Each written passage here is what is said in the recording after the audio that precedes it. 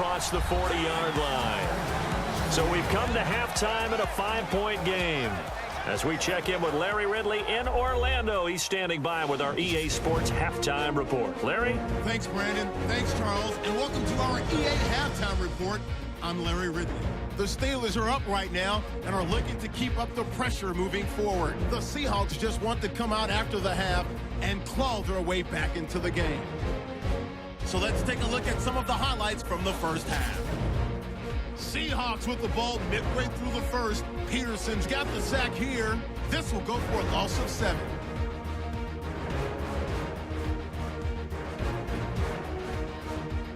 Seahawks with the ball midway through the second.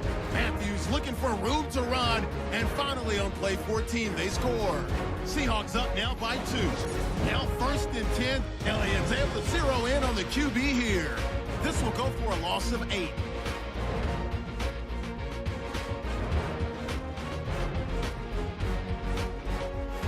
Just about out of time in the first half.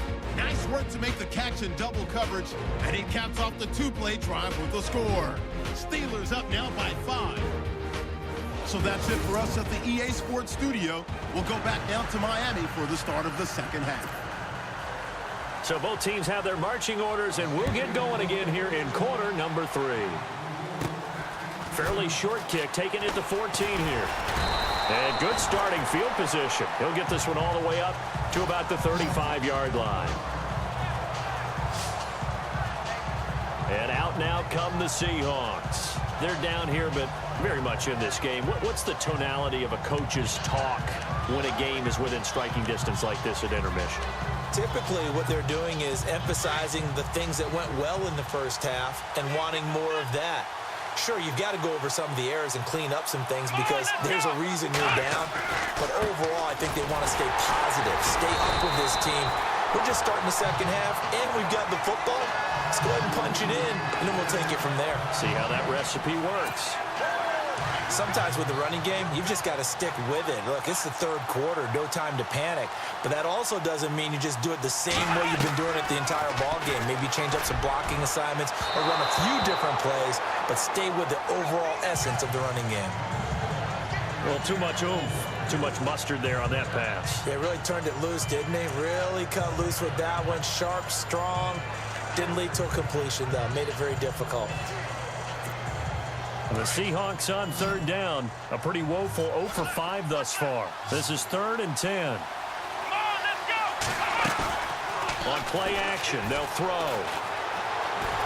Flushed out right. On the run, he'll let it go deep. Right sideline. And a shot taken on 3rd down, unsuccessful. 4th down now. We're into the second half now, and this is an offense that continues to struggle to sustain a drive. Looks like they're just totally out of sync, whether they're running the ball, passing the ball like we saw there. I don't know. The rhythm seems off. They'll try and throw for it here. Throwing right, and that's complete. And he'll be taken down, but not before he gets into enemy territory. It's a gain of 20 that time. And the Seahawks are going to have a 1st down. We always hear about guys wanting to make plays that quiet a crowd. Yeah. After that one. Here in the 3rd quarter, they were hoping to get the stop, get the football back. Not the case. What a completion on a 4th down play. Now a handoff here to his running back. And just a short gain that time as they're able to get him down. Just a yard on the 1st down carry, so it's 2nd and 9. But you know that old expression, it's not my night? It hasn't been his so far. I don't know if the legs are a little bit heavy. Sometimes having to hang out all day and play doesn't exactly play to your advantage, but it's been a tough go for him. Every time he looks up, somebody's there defensively. That was the same case on that play. They're looking for his tight end on the corner. It's complete. And now Peterson, not exactly sure what happened there defensively, but he's still down. We'll get an update when we come back to Miami.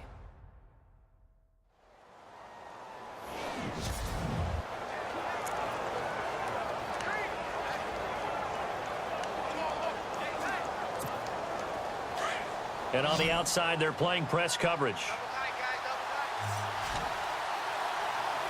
Let's go! 1, 9, 1, 9. They'll look to throw here on first down. And his throw's going to be incomplete. Thomas, the intended target. And it's second down. Had an open man that time, but ended up putting a little too much heat on it, don't you think, partner? Absolutely. Just needed a touch more air under it. Instead, he fired an absolute bullet. Offense still needing 10 yards. Second down.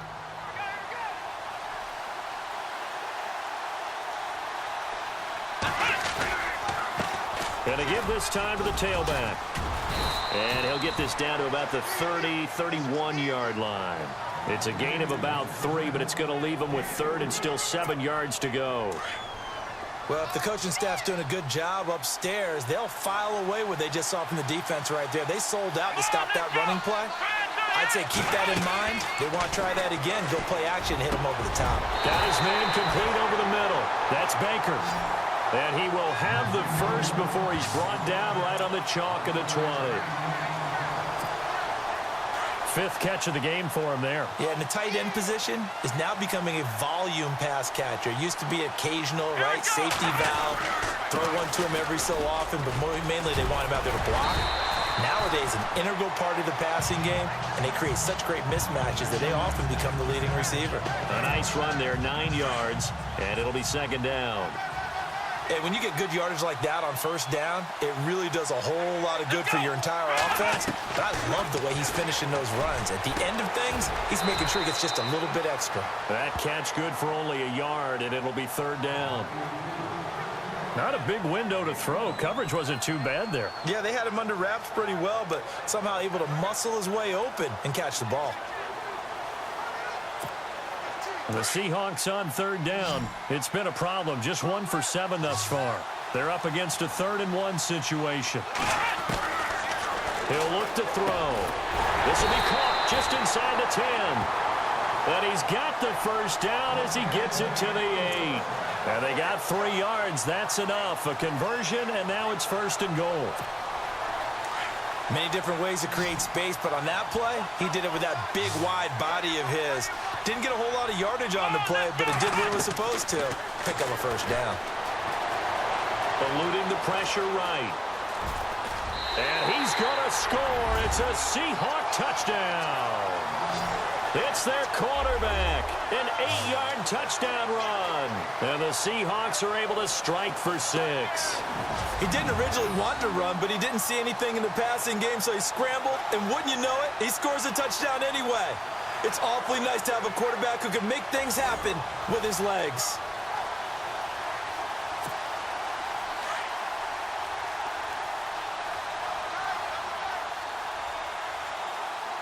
Here we go. From the shotgun, he'll look to throw. Dancing to his left. Oh, hit as...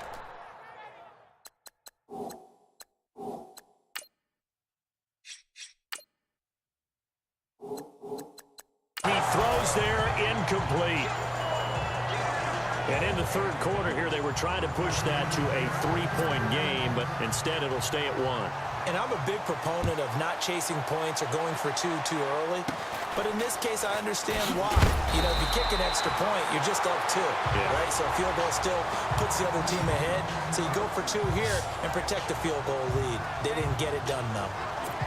Now we take a glance at the offense as they work their way back out for their first possession of the second half. They're down in this game. A chance for the offense, though, to put something on the board, get some momentum here in half 2.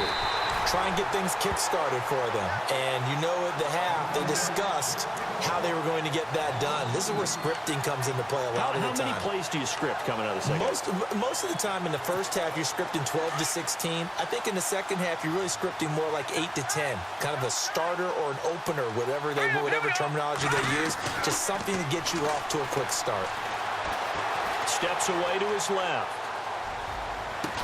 And he'll be taken down, but not before he gets into enemy territory. 23 yards on the play. We talk about mobility on quarterbacks all the time. Here's where it really pays off. Able to move, evade, and is accurate throwing on the run and picking up a first down.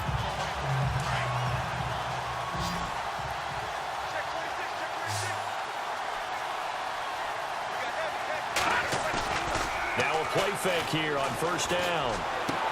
This is Bell on the dump off. And he'll be brought down at the 45-yard line.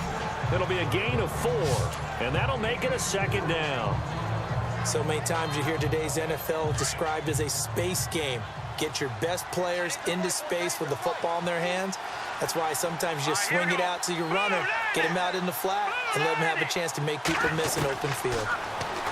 Now back to throw. And he'll get it down to the play to the 37.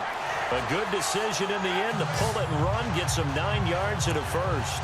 Well, he's proven real effective running the football. No one open, don't force it. Just get what you can, and that's what he's done very well in this game. Well, the offense lining up 1st and 10.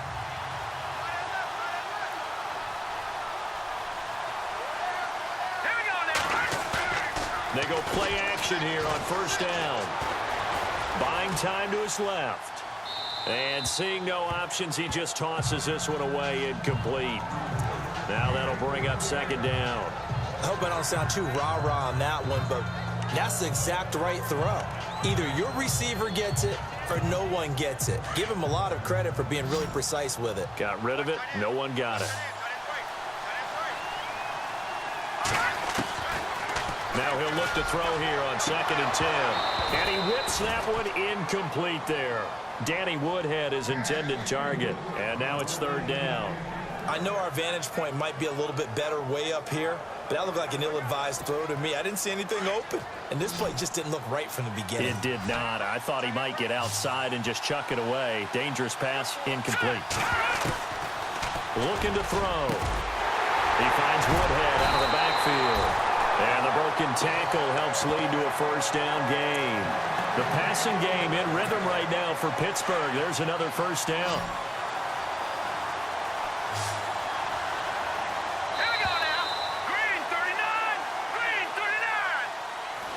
Back now in Miami.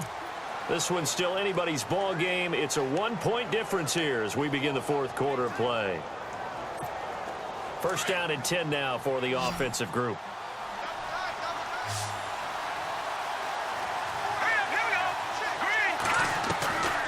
He'll look to throw. This will be caught just inside the 10. And he's able to work it here to the 8-yard line. 10 yards on the pickup there, and it'll be 2nd down. One of the feature points of the end route is being able to make a nice throw to the middle part of the field. And for a quarterback, that's one of the better throws and better looks that he'll get. But he has to be careful not to wait too long and let his receiver wander into some tough territory. And he's going to take it in for a Steeler touchdown. Danny Lacy from 8 yards out. And the Steelers have taken the lead here in the 4th quarter. Here we go now as we get set for a big 2-point conversion.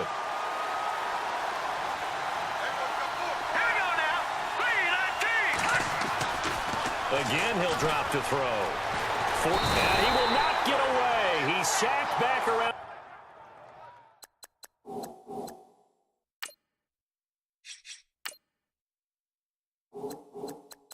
On the 3-yard line. Protection was great. He had time to set up a campsite. But in the secondary, though, they were ready. And I think that in most places on the field, if you have that much time to throw the ball, someone's going to shake free and he'll find open receiver. But condensed near the goal line on a 2-point conversion, all that, there's not any extra feet